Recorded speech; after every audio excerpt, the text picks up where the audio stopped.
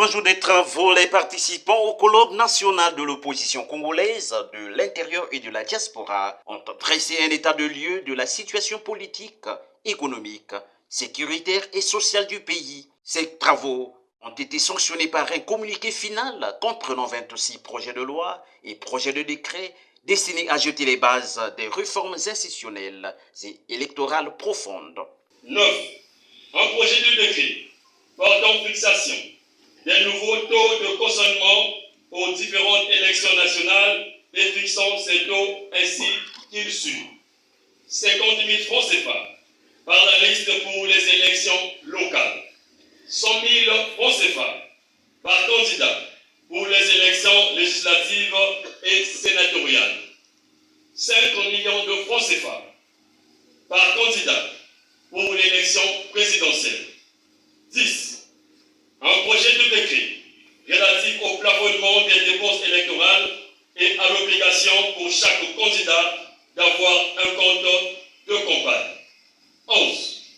Quelques déclarations ont été rendues publiques dénonçant ainsi la mauvaise gestion du pays. À tous les échelons de l'État, le Congo-Brazzaville, ce pays riche en ressources naturelles, va mal, très mal.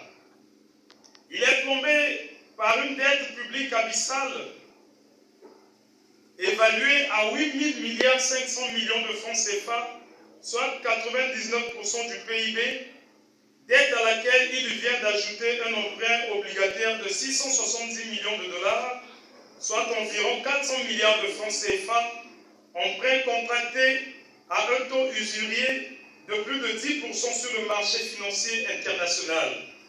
Désormais, le service de la dette publique du Congo est évalué à près de 66 millions de dollars d'intérêts par an, soit 120% du PIB. Le Congo est classé en situation de détresse de la dette par les institutions internationales. La question se pose de savoir quelle garantie le pouvoir donne-t-il sur l'utilisation des 670 millions de dollars de l'emprunt obligataire. Seront-ils investis dans des secteurs productifs ou serviront-ils au financement de la campagne électorale du candidat du pouvoir, comme on peut le craindre à travers les multiples récents déplacements du président de la République dans le Niari, la Lekumu, le Kwilu, le département de Pointe-Noire, la Sangha et la Cuvette Ouest. Un emprunt obligataire sur le marché financier. Au terme de ces assises, Mathias Nzon, président du colloque, a porté des éclaircissements aux questions de la presse. Le dialogue se tient et qu'au dialogue arrête de refaire la commission électorale et non la commission bizarre actuelle. On fait une nouvelle loi électorale. On organise un recensement administratif spécial pour déterminer réellement le corps électoral. Et nous mettons en place tout ce qui est possible pour une élection transparente et concurrentielle, pour que les Congolais décident réellement sur le Congolais qu'ils ont choisi. À ce moment-là, nous présenterons un candidat et pas ce qu'on fait. Nous n'appelons pas, ça sont des décisions politiques. De toute façon, si nous allons au dialogue, il y aura une nécessité de revoir tout ça. C'est parce que la Cour constitutionnelle actuelle est inféodée. Si on va à une élection transparente et que la Cour constitutionnelle est inféodée, continue à jouer un rôle.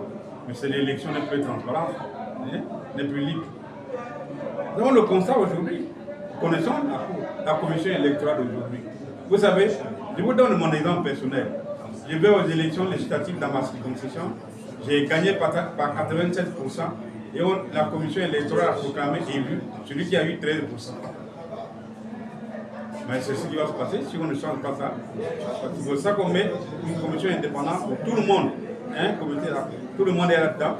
Les organisateurs de ce colloque se sont félicités du bon déroulement des travaux et ont réaffirmé leur engagement à poursuivre la dynamique enclenchée à Brazzaville dans un esprit de concertation et de paix. Les conclusions de ce colloque seront transmises au président de la République.